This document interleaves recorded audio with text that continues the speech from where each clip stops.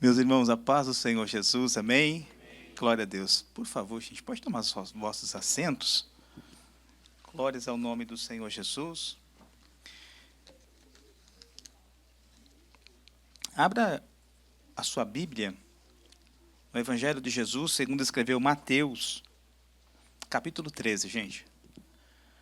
Mateus, capítulo 13, a partir do versículo 10. Enquanto os irmãos estão procurando a referência bíblica, mais uma vez eu tributo ao Senhor toda a honra e toda a glória. É um privilégio, uma honra muito grande poder estar aqui com todos os irmãos, ministrando na nossa igreja sede. É uma alegria muito grande, pois nós aprendemos muito a palavra do Senhor e nós glorificamos ao Senhor por esta tão linda oportunidade. Também quero agradecer a Deus pela vida do nosso pastor, que nos confiou essa responsabilidade de poder estar aqui ministrando aos irmãos. Ele nos deu a honra, o privilégio de escrever esse estudo. E aí ele pediu para que nós ministrássemos hoje para a nossa igreja sede. Quero louvar a Deus pela vida do nosso pastor, hoje representado pelo nosso querido amigo, pastor, doutor Alcir. Glórias ao nome de Jesus. Estamos no estudo 770. Vamos estudar sobre as parábolas de Jesus. Na semana passada, a igreja foi ministrada sobre as parábolas do Antigo Testamento. E hoje, acredito que são mais 3 aulas sobre as parábolas de Jesus.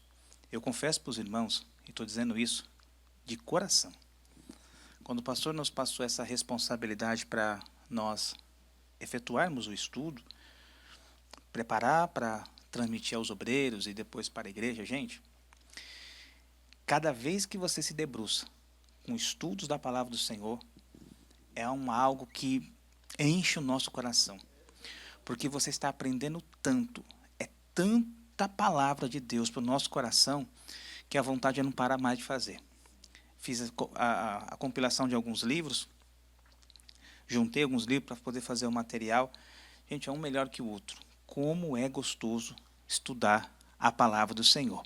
Eu digo para os irmãos, na congregação, onde nós estávamos ali em Hollywood, a minha esposa está ali, a irmã Lília, é o nosso melhor culto. Era o nosso melhor culto. E lá, os irmãos vinham e nós fizemos as aulas como escolas, literalmente. Dávamos um material para eles, a nossa revistinha, só que nós transformamos em aula. É uma aula, só que tentei usar o método da participação deles. Gente, tinha uma irmã lá, tem uma irmã, a irmã Mirita, de 84 anos.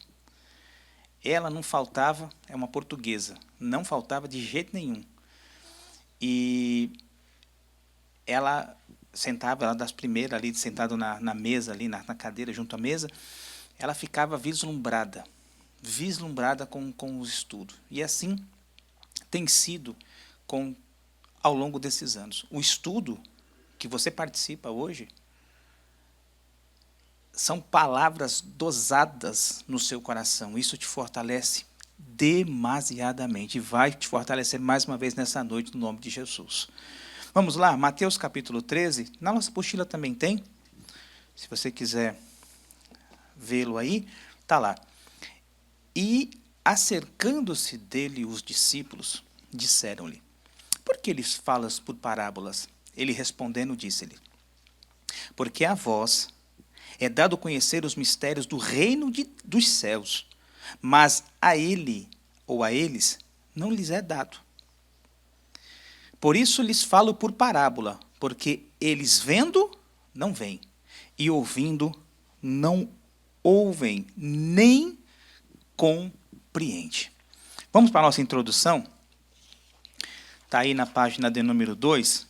Eu vou ser bem breve, eu quero chegar nas parábolas. Na semana passada o nosso pastor ministrou para nós, né, pastor Alcir? Uma parábola só foi quase a aula toda. Foi uma coisa extraordinária, gente. Falta na próxima semana, não. Vem cansado, vem sem tomar banho, às vezes chegou do trabalho cansado, mas vem, porque você vai ser impactado. Que coisa tremenda. A aula foi uma bênção. Quando nós estudamos a parábola de Jesus com os nossos corações abertos, dispostos a aprender como discípulos verdadeiros, em busca de sabedoria e entendimento das verdades espirituais profundas, nos deparamos com as lições sábias que o Senhor Jesus nos deixou para sermos bem-sucedidos em nossa vida aqui nesse mundo. As parábolas de Jesus eram metáforas engenhosamente simples, que transmitiam lições espirituais profundas. Vejam só, esses ensinamentos eram repletos, os seus ensinamentos eram repletos dessas histórias do dia a dia comum. Jesus valeu-se de cenas cotidianas, diária, né, comum aos judeus do primeiro século, como, vejam só, cerimônias, casamentos, agricultura, pecuária, negociações, vida familiar e etc. Então, era uma linguagem que todo mundo entendia. Era do dia a dia deles, era comum Jesus falar. Falando disso, todos poderiam entender, principalmente, óbvio, os seus discípulos. Está lá no versículo, em Lucas capítulo 10, bem-aventurados são os olhos que veem o que vós vedes. O Senhor chamou de bem-aventurado, gente, aqueles que estão ouvindo essas parábolas contadas por Jesus, que tem um profundo ensino espiritual. E hoje, nós seremos também edificados por essas parábolas, e isso vai falar ao nosso coração, no nome do Senhor Jesus. Nós somos bem-aventurados por termos essa palavra do Senhor nas nossas vidas. Muito bem, o que é uma parábola? Na semana passada foi falado, com certeza, sobre o significado, a etimologia. Não vou entrar sobre isso, mas, em resumo, parábolas ilustram verdades por meio de símbolo. É simples. Isso é uma parábola. Se te perguntarem o que é uma parábola, você vai responder. São ilustrações por meios de símbolos. Está aqui os exemplos. Olha o que Jesus falou, numa das explicações de uma parábola. O campo é o mundo, o inimigo é o diabo, a boa semente são os filhos de Deus, e etc, etc, etc. Ou seja, vai ser fácil de você entender. Não vai ter nenhuma dificuldade. Portanto, parábola é verdades por meios de símbolos. Ponto. Isto é ou significa uma parábola. Agora, no ponto 2, deixa eu ver aqui, vou acompanhar com os irmãos aqui na apostila, que eu vou adiantando aqui. A aplicação da parábola, no ponto 2, está assim, ó. Ao se dirigir aos discípulos e aos fariseus, os seus adversários, Jesus adotou o método de ensino por parábolas com finalidade de convencer aqueles e condenar estes. Tá? Os discípulos perguntaram a Jesus o porquê ele, o Senhor, fala por parábolas. Jesus usava esse método em razão de diversidade de caráter e de nível espiritual e de percepção moral de seus ouvintes. Em Marcos, no capítulo 4, ao ser inquirido sobre o uso da parábola, Jesus respondeu que as usava nos seus ensinamentos por duas razões distintas. Preste atenção nisso aqui. Primeiro ponto, para ilustrar a verdade para aqueles que estavam dispostos a recebê-la. E a segunda causa é para obscurecer a verdade daqueles que a odiavam. No caso, os inimigos de Jesus, os fariseus, que ficavam todo momento ali questionando a Jesus, a sua divindade, o seu propósito para o qual ele veio. Então, o Senhor, no método de parábola, para uns ele esclarecia, era muito rápido o entendimento para aqueles que ouviam, que estavam dispostos a receber, mas aqueles que não queriam, não entendiam nada. Tanto é verdade que tem parábolas aqui, nós vamos ver aqui, que os discípulos pediu que Jesus explicasse. O Senhor está falando, mas nós não estamos entendendo. O Senhor vai lá e esclarece para aqueles que a amavam. E eu sei que você ama, então haverá esclarecimento para a sua vida aqui nessa noite. Coisas que você talvez tenha lido alguma parábola, não tenha entendido, mas hoje você vai entender para a glória do Senhor Jesus. Então vamos lá, como nós podemos ler uma parábola? No ponto número 2. Uma das questões mais importantes ao ler uma parábola é procurar entender os elementos culturais operados em cada uma delas, pois apesar de elas serem uma síntese das experiências humanas, isso aqui é importante, são histórias a partir de outra cultura e de tempo. Torna-se impossível entender as parábolas sem vinculá-la ao seu contexto social, pois elas se referem às experiências de pessoas que viveram na época de Jesus. Gente, uma das coisas que é muito, muito, muito importante. não só as parábolas, embora estamos falando das parábolas, mas os ensinos, ou o ensinamento que o Senhor transmitiu, muitas coisas eram do dia a dia do Senhor, do contexto daquela época. Claro que o Evangelho, a palavra do Senhor, ela cabe a nós, ela se mantém até os dias de hoje. Mas o Senhor, quando falava desses símbolos, usava os símbolos da época. Então, usando os símbolos da época, nós temos que sempre observar isso e não tentar pegar esses símbolos e colocá-los para os dias de hoje. Gente, isso é muito simples de entender. Como eu acabei de falar, o Senhor falava de uma simplicidade muito grande. Mas lembra, tem coisas faladas pelo Senhor. Por exemplo, na semana que vem nós vamos aprender sobre dracma. Hoje você não vai saber, no contexto atual, o que é uma dracma. Hoje não tem a dracma. Mas você vai saber isso olhando para o tempo passado. Outro exemplo, o Senhor falou, não é comum nosso aqui, nós temos joio e trigo. Você conhece, já ouviu pregar, pessoas pregando, ensinando, mas não é uma coisa muito corriqueira nossa. Agora, quando você vai voltar àquele tempo, você vai entender perfeitamente o que é. Entendeu? Então, coloca isso na sua mente. Quando você estiver lendo, além das parábolas e toda a Bíblia, lembra que ela foi escrita naquela época. E, principalmente, aquelas culturas, daquilo que o Senhor falava, remetia àquela época. Mas eu vou repetir aqui mais uma vez.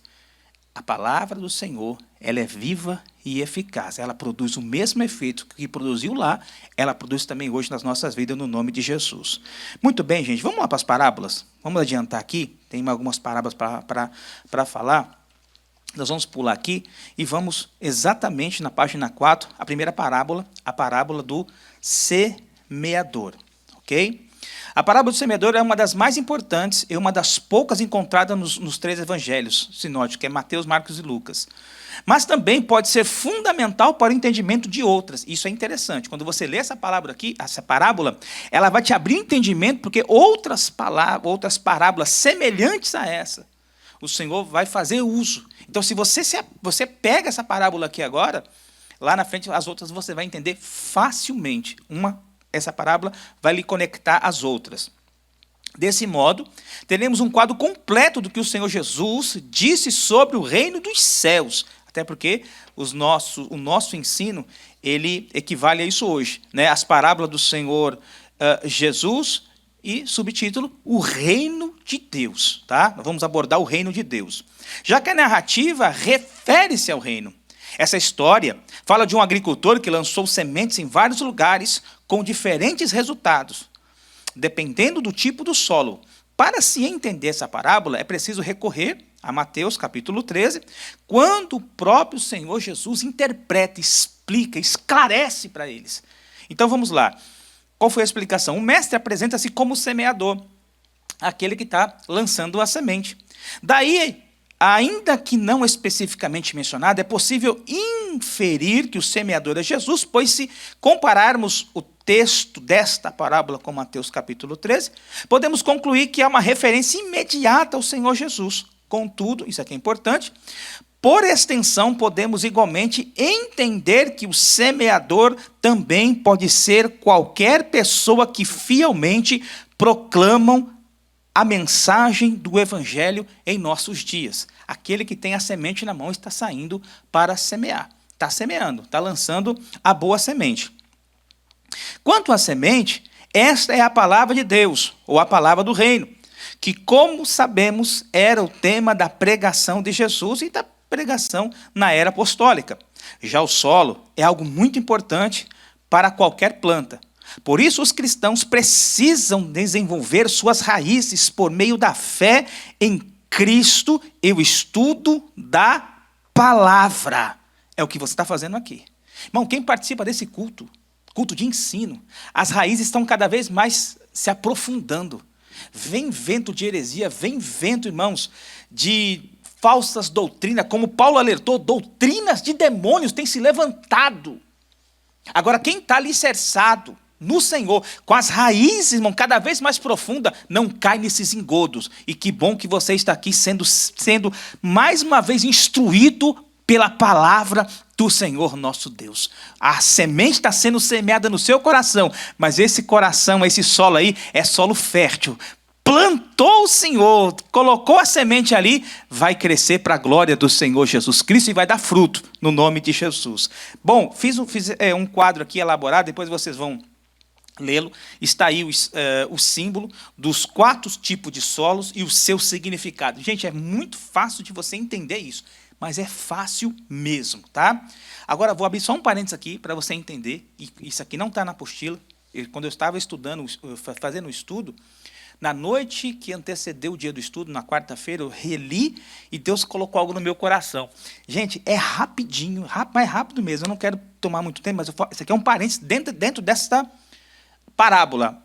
Mateus capítulo 13, versículo 23. Mateus, abre aí, capítulo 13, versículo 23. Olha que interessante. Quando a semente cai em solo fértil. Olha o que acontece. Mateus capítulo 13, versículo 23. E também tem Marcos. Só que eu vou explicar aqui uma coisa rapidinho para vocês. Olha só. Mas o que foi semeado em boa terra é o que ouve e compreende a palavra e dá fruto.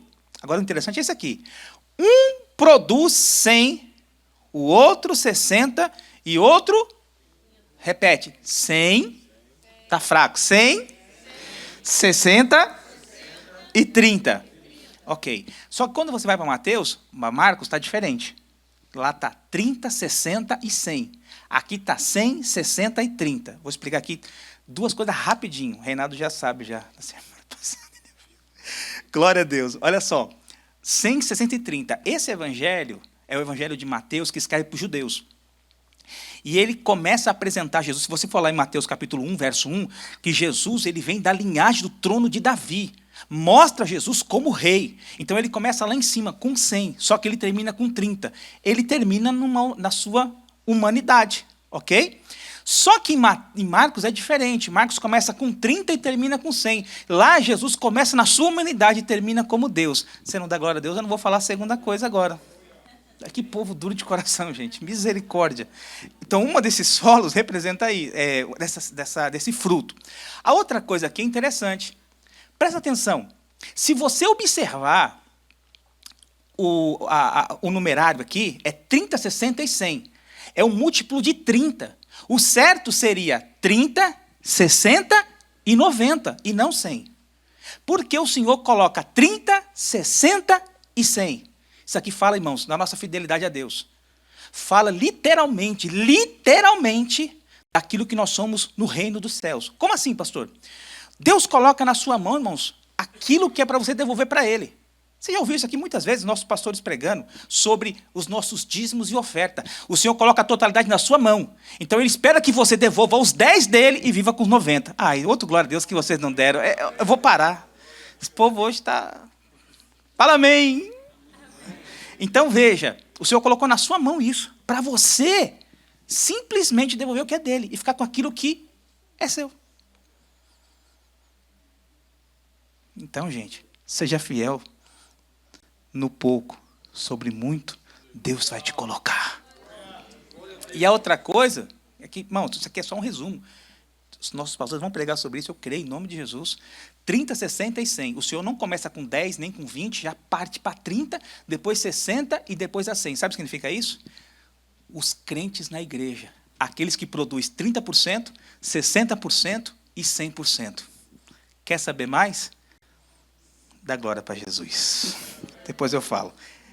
Mas qual é o seu numerário aí? Será que você está produzindo para Jesus quanto? Você está fazendo quanto para Jesus? Pensa aí. Você está fazendo o total, tudo que Deus pediu para você fazer, você está fazendo? Ou só 30% só eu estou dando para Jesus? Do meu tempo, do meu entendimento, da minha vocação. Como é que está o seu numerário com Jesus aí? Vamos lá. A parábola do joio e do trigo. A parábola do joio e do trigo é peculiar ao evangelho de Mateus, ok? Depois da parábola do semeador e da sua interpretação, Mateus relata que Jesus contou à multidão a história de um fazendeiro abastado. Ele tinha servos e também ajudantes no tempo da colheita. Como fazendeiro eficiente, esse dono de terras tinha usado boa semente em seu campo, ou seja, plantou coisas boas, coisas que dariam fruto. Assim ele acabou de semear o joio sobre o trigo no inverno. Ninguém poderia saber até a chegada... Perdão, gente, um versículo, um parágrafo acima. Assim ele acabou de semear o trigo e veio o inimigo. Ele chegou escondido pelas trevas, enquanto todos dormiam. E semeou o joio sob o trigo no inverno. Ninguém poderia saber, até a chegada da primavera, que o joio estava crescendo entre o trigo. O joio tem a aparência exata do trigo, mas quando as plantas começam a espigar, qualquer um pode distinguir o trigo do joio. Sabe qual é a diferença do trigo do joio? É básico. Você olha para eles assim, ó, crescidos, é a mesma coisa. Não tem como. É impossível você distinguir. Não, isso aqui é joio, isso aqui é trigo, isso aqui é trigo, isso aqui é joio. Não tem como. Mas na colheita, os dois vão crescendo. O trigo, por estar carregado, ele vai fazer o quê? Ele vai se encurvar. Enquanto o joio, ele fica de pé. Por isso ficou fácil. Depois, no dia da ceifa, ele vai lá e corta. Aqueles irmãos que estão produzindo, literalmente, eles sempre vão estar ali, ó, aos pés do Senhor, sempre vão se prostrar ao Deus dos céus, sempre vai mostrar humildade, sempre vai mostrar reverência, enquanto o joio, irmãos, é complicado, não se dobra para nada, é um problema, é uma situação complicada. Aí, interessante aqui, que os ceifeiros queriam a todo custo tirar o joio do meio do trigo. Aí o fazendeiro falou, não, faz isso não. Vocês não vão saber distinguir quem é quem, e quem não é para ser tirado, vai ser tirado. Aí ele falou assim, ó, espera o tempo da cega. Espera o tempo que vai ser fácil de vocês tirarem. Jesus, ao interpretar, disse ao fazendeiro que semeia boa semente, é o Filho do Homem. O Filho do Homem é o próprio Jesus, que, tomando a forma humana, se fez semelhante aos homens. Ele veio semear a boa semente, os filhos do reino, a nova humanidade em Cristo. O campo onde a semente é lançada é o mundo. É onde tem lugar o drama entre o bem e o mal, mas o inimigo que semeou o joio é o diabo, e os filhos são os filhos do maligno. Quando chegar o final dos tempos, os ceifeiros, que são os anjos de Deus, vão separar o bom trigo do joio. Tudo que causa escândalo e todo aquele que pratica a iniquidade é arrancado e lançado ao fogo ardente. Os filhos do reino, por outro lado, resplandecerão como o sol no reino de seu Pai, e eles são os justos, são abençoados e permanecerão para sempre. Esta parábola, ela aponta lá para o dia, irmãos, do juízo. Lá para o final. É aonde vai ocorrer a diferença, como disse Malaquias, entre aqueles que servem e aqueles que não servem ao Senhor. Nós poderíamos falar aqui muitas coisas sobre esta parábola. Aqueles que têm a aparência de servir a Deus, de estar na presença de Deus. Eu costumo dizer, eu dizia muito isso na igreja, muita gente entra por aquelas portas ali, ó, mas muitos poucos entram verdadeiramente na presença de Deus. Uma coisa é nós entrar por ali, outra coisa é você se entronizar no trono dos céus, você entrar na presença do Senhor. E o que Deus quer de nós é isso, gente, que nós entremos na sua presença, tenhamos uma relação com Ele profunda. Profunda. Para que o nome do Senhor seja glorificado nas nossas vidas. E como nós sabemos se nós somos trigo ou joio? É a nossa vivência com Deus, irmãos. Como nós acabamos de falar aqui. O joio vai praticar iniquidade, vai ser contra os princípios do Senhor, vai viver uma vida sem ser pautada no Evangelho, uma vida qualquer. E olha que não está difícil você encontrar hoje, irmãos, pessoas que já estão nítidas, que não querem nada com Deus. São aparentes. Mas, como diz o Senhor, o dia vai chegar. O dia do juízo vai chegar. é que nós possamos estar na presença do Senhor continuamente. Diga amém por isso, gente, em nome de Jesus. Aí nós temos a outra parábola aqui do grão de mostarda. Isso aqui é interessante, que o grão de mostarda, em contraste com o trigo do joio, é muito curtinha. Em poucas palavras, descreve o surpreendente tamanho da mostardeira. O horticultor tomou apenas uma das sementes de mostarda. Ele plantou a semente em seu campo porque sabia que aquela coisinha, aquela semente minúscula tinha a capacidade de se transformar numa planta do tamanho de uma árvore. Tanto Mateus como Marcos dizem explicitamente que o grão de mostarda é a menor de todas as sementes. O contraste, no entanto, se torna mais marcante, porque a afirmativa é posta em comparação com a descrição da planta adulta, crescida. É maior do que todas as hortaliças e se faz árvore.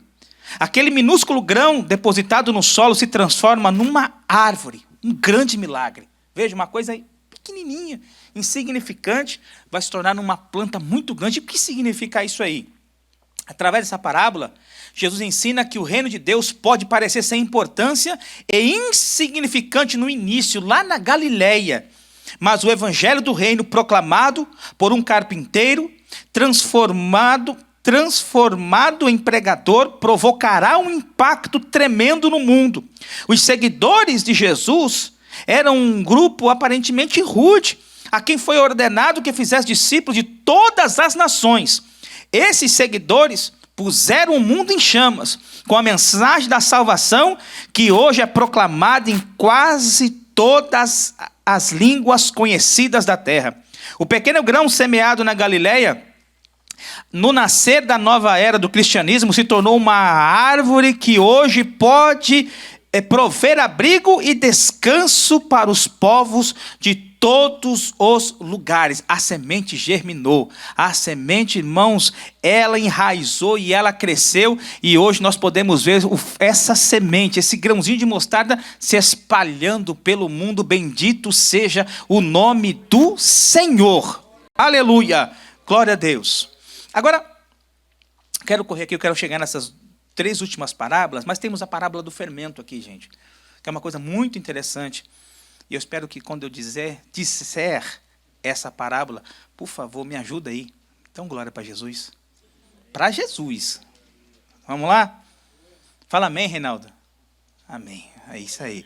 Jesus contou a história de uma mulher fazendo pão. Que as donas de casa sabem muito bem quando faz aquele pãozinho para o esposo. A mulher apanhou uma pequena quantidade de fermento e misturou na massa, né, uma grande quantidade de farinha e assou o pão. A palavra destaca o fato de o fermento, uma vez adicionado à farinha, permear toda a porção de massa até que cada partícula seja atingida. O fermento fica invisível, mas todos podem ver o seu efeito. Gente, eu acredito que a irmã Renata está aqui, cozinha, uma maravilha, todas as irmãs aqui fazem a sua comida. Quem é que já não fez um bolo aqui, né, irmão? Sei que todas as irmãs já fizeram um bolo. E se fizer e nos convidar, nós iremos, porque é uma benção. Aleluia, tá vendo? Um amém? Ficou até baixinho, mas eu ouvi um amém aí. É uma benção. E quando você faz um bolo, eu tive uma experiência negativa. Minha mãe fez aniversário, há uns anos atrás. Eu tinha meus 12 anos, 13 anos. Eu fiz um bolo para minha mãe. Gente, não estou mentindo. Ele ficou igual esse celular aqui, ó. Uma pedra. Eu lembro que foi um bolo de cenoura. Ficou desse tamanhico aqui, ó. Bem, só eu comi. Ninguém comeu em casa. Ficou ruim. Por quê? Esqueci do fermento. E quando você vai comer qualquer coisa sem o fermento, o negócio, todo mundo fica na expectativa. E aí dizia, né, os antigos, não fica olhando no forno que o bolo não vai crescer. Sempre ouvia isso. E eu sempre olhando ali, falei, cresce, abençoado. Cresce para ficar fofinho. E o que acontece? O fermento tem essa importância. Então, ele é lançado na massa ali, vai tomar conta de tudo. Agora, olha que interessante. Voltando para a parábola. Na parábola do grão de mostarda, Jesus tornou conhecida a expansão do aparente do reino. Ou seja, a semente pequenininha, o evangelho se expandiu. Na parábola do fermento, ele focaliza a atenção no poder interior do reino em sua influência sobre tudo. Todas as áreas da nossa vida, irmão, foi preenchida com o poder de Deus. Ele foi lá, colocou algo em nossas vidas, nos encheu do Espírito Santo, nos lavou com teu sangue, e as áreas das nossas vidas, todas elas foram impactadas. Não é parte dela, é toda ela. O que o Senhor quer de nós é que tudo na nossa vida seja entregue ao Senhor. Não é parte daquilo, não é parte daquilo outro lá. O Senhor quer que tudo seja entregue a Ele sem reserva. É o poder do fermento. A parábola do grão de mostarda ilustra o programa evangelístico global da igreja em obediência e comissão a Cristo e seus seguidores para que eles fizessem discípulos em todas as nações. A parábola do fermento torna claro que uma vez que nós obedecemos a Cristo, traz como consequência a cristianização de cada setor e cada segmento da nossa vida, irmãos. É isso que Deus quer fazer. Ele quer entrar em todas as áreas da nossa vida. Todas as áreas da nossa vida. Então, nessa noite, peça para Jesus: Senhor, entra nessa área, faz algo, me muda, me transforma. Se tem algo que não está te agradando, Jesus, tira, arranca, porque eu quero, Senhor, estar pleno do Senhor nas nossas vidas. Eu quero que o Senhor encha a minha vida por completo, no nome do Senhor Jesus. Glória a Deus.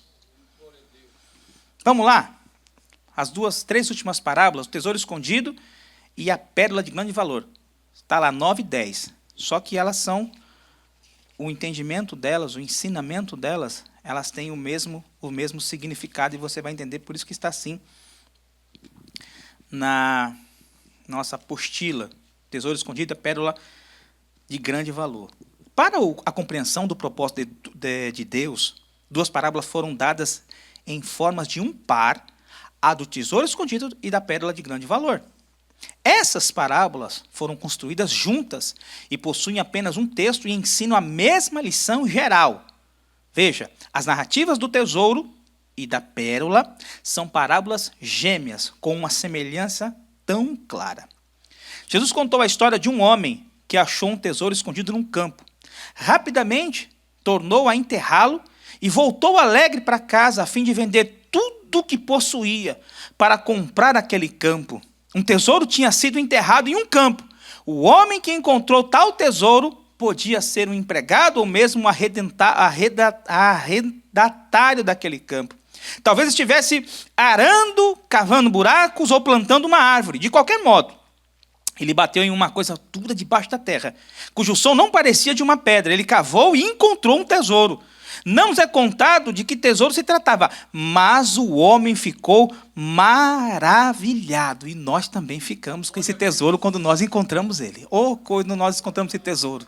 Quando esse tesouro, irmãos, nós o encontramos, não tem jeito. A gente vai deixar tudo, a gente vai abandonar tudo, a gente vai esquecer de tudo que nós éramos e tudo que nós fazíamos por causa deste tesouro.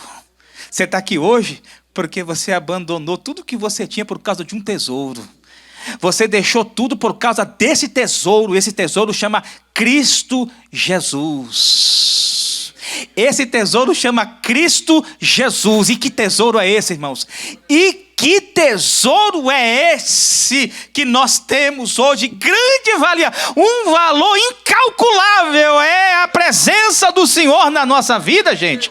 Que coisa tremenda, que coisa linda é estar na presença do Senhor com esse tesouro nas nossas vidas. Glória a Deus. Oh, glória. Glória a Jesus. Em poucas palavras, Mateus relata que a parábola da pérola contada por Jesus, um mercador estava à procura de pérolas. Enquanto um cavou, achou um tesouro, vendeu tudo quanto tinha, se desfez de tudo quanto tinha por causa daquele tesouro, o outro é um mercador, está procurando pedras preciosas. Está procurando uma pedra de grande valia. Olha que coisa tremenda. E encontra uma de excepcional valor.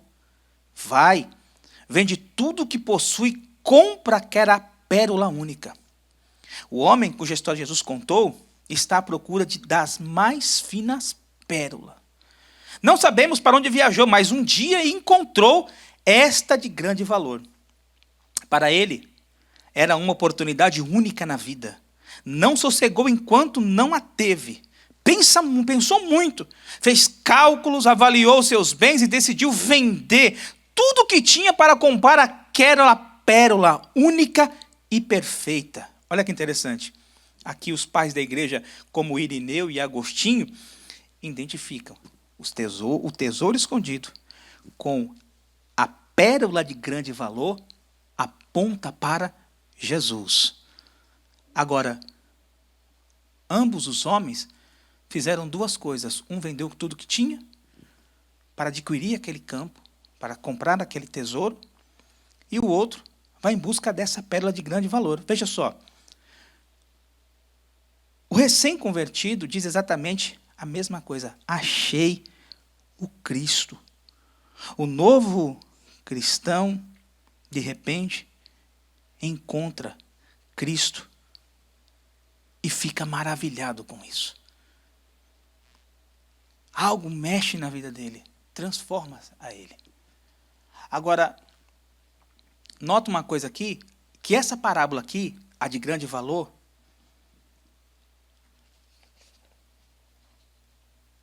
acontece algo aqui muito interessante. Ele tinha coisas valiosas também. Mas ele se desfaz. Olha aqui na sua apostila, lá no finalzinho diz assim, ó, alguns vendem tudo que tem para buscar instruções teológicas, a fim de se ordenarem ministro ou missionário do Evangelho de Cristo. As pessoas, às vezes, estão com um caminho preparados, se preparando para outra coisa. Só que daqui a pouco ele encontra algo que mexe com a vida dele, ele começa a desfazer. Não, eu fiz isso, mas isso não é para mim, não. Tem algo maior aí. Algo grande na minha vida que Deus está preparando, que Deus está planejando para mim. Eu vou atrás dessa pérola, eu quero essa pérola, eu quero esse bem precioso na minha vida. Tem poucos minutos aqui. Está aqui o pastor Alci, doutor da Ordem dos Advogados do Brasil em São Paulo. E eu trabalhei com advogados no Brasil, bons escritórios, pessoas de referência. Até falei com o pastor Alci, teve um advogado que eu trabalhei que a OAB dele é da década de 60 e o outro da década de 70.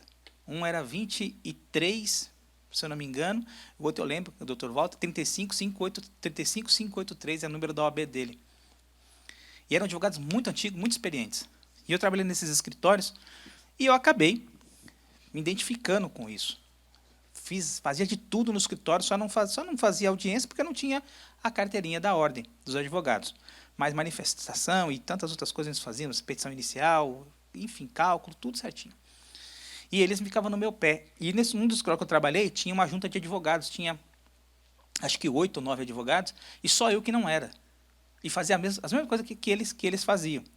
E aí o dono do escritório me chamou, o doutor Rivelli, e falou para mim assim, você não vai fazer isso não? O Walter fazia a mesma coisa, você não vai entrar, você tem tudo para ser um advogado, e faz isso. E tinha mesmo, a carreira estava assim, já pronta, não tinha como não falhar nisso.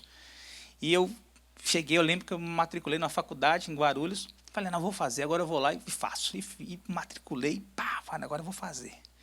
Gente, quando eu fiz isso, quando eu saí de lá, eu senti algo, pastor, assim, que me apertava. Mas me apertava tão... Bom, eu não conseguia dormir às vezes. Aquele negócio me apertava. E eu perdi a paz. Falei, não é possível, isso está acontecendo comigo, não. E me incomodava. E eu falei, meu Deus, faculdade pertinho da onde eu trabalhava no centro de São Paulo. Facinho de ir para a faculdade. Tudo certinho, mas aquele negócio... Falei, não dá. Aí um amigo meu, Márcio, falou assim, Fábio, você não quer ir comigo lá em Guarulhos? Tem uma escola teológica lá. É o pastor Marcos Emanuel. Inclusive é o nome do meu filho, é por causa desse indivíduo aí. Marcos Emanuel. Por causa do reitor da faculdade.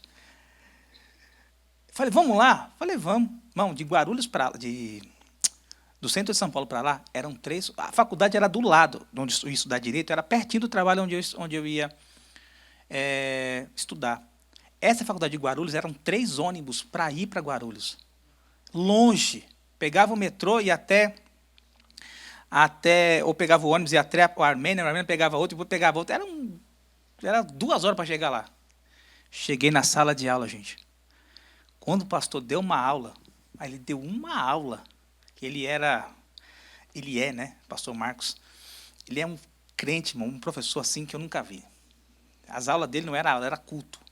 Era língua estranha para cá, mas ele tinha um conhecimento profundo. Era uma glória. Eu falei, isso aqui é aula de teologia? Eu achei que era um negócio mais assim, porque eu ouvia muito, né? Faz teologia não. Você vai morrer. Vai ficar frio. Quando ele deu aquela aula, eu falei, Jesus, é isso que eu quero, meu Deus. Irmão, os olhos cheios de lágrima, aquilo já encheu meu coração. Falei, eu vou fazer teologia. Aí o Márcio, aqui em Guarulhos? Falei, vai ser aqui. Mas é 3 ônibus para ir, 3 para voltar. Inclusive, aquela moça que está ali atrás fez o favor de me acompanhar, me deu o primeiro beijo lá em Guarulhos, da escola, na faculdade, na porta da faculdade. Olha que menina, na porta da faculdade. Então, tudo aconteceu ali. Aí o Márcio, vai fazer, Fábio? Falei, vou fazer. Cheguei na faculdade, tranquei a matrícula, falei, esse negócio aqui não é para mim, não.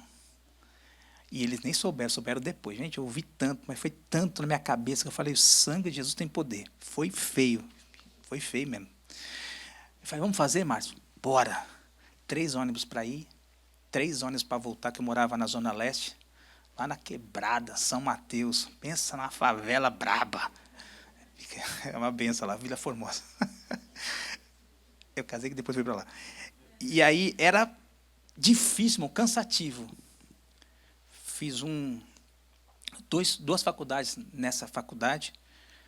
E aí eu lembro uma vez que eu estava estudando aquela empolgação, comprei um compêndio teológico de 8 livros, pagava a prestação, lá numa editora lá do Paraná, chegou lá, aí o advogado falou assim para mim, mas você não vai fazer faculdade?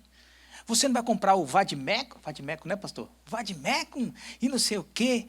Aí chegou meus livros lá no trabalho, uns livros desse tamanho, falei, aqui minha faculdade, é Bíblia, palavra do Senhor, ao meu coração. Gente, quanto mais eu estudava, mais eu desejava. Quanto mais eu falei, é a pérola, Jesus. Eu achei a pérola. É isso, a pérola é essa aqui. Eu não abro mão mais, Jesus. Pode falar, pode fazer o que quiser, mas eu não abro mão. Eu quero essa pérola, eu achei. E ela nunca mais vai sair das minhas mãos. Vai ficar comigo até o dia do arrebatamento, até encontrar com a pérola como ela é, e você encontrou ela também. Não abandone ela, fique com ela, abrace ela, esteja com ela, caminhe com ela, porque você vai encontrar ela como é lá na eternidade com o Senhor. Você pode levantar suas mãos e glorificar ao Senhor? Deixa eu terminar aqui, Jesus da glória. A parábola da rede da pesca. Gente, vou até adiantar aqui, vou até fechar a Bíblia, vou passar aqui para o pastor Alci. Olha só, essa parábola da rede de pesca, ela tem o mesmo significado do joio do trigo. O mesmo significado. Qual é o significado? O significado que essa parábola, ela vai falar lá embaixo, lá no finalzinho, fala assim, na parábola da rede, os pescadores lançam a rede, juntam os que conseguem apanhar e separam os peixes. Na interpretação, são os anjos que vêm e separam os ímpios dos justos. Isso vai acontecer no final dos tempos. Agora, para nós terminarmos aqui, eu vou deixar essa dica para o pastor Joel. Eu sei que ele ama o estudo, e glória a Deus por isso. Nós, pastores aqui, amamos, estamos na mesma caminhada dele. Só para terminar mesmo. Depois você lê Apocalipse. Tem quantas cartas no Apocalipse? Me ajuda, gente. Quantas cartas? Quem dá mais? É 7. Fala 7. 7. Quando você vai ler o Evangelho de Mateus, no capítulo 13, exatamente são 7 parábolas. 7 parábolas e 7 cartas. Gente, eu certeza que o pastor já vai dar esse estudo. Elas são as mesmas coisas. As mesmas coisas.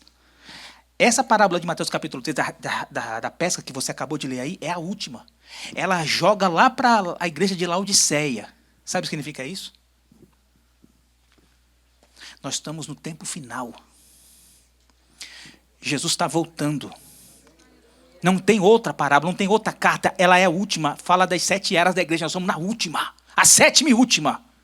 É só para você se alegrar. Sair daqui hoje cantando e dando glória para Jesus. Ele está voltando. Ele está voltando. Jesus está voltando. E se você pode, por favor, aplauda o Senhor Jesus nessa noite.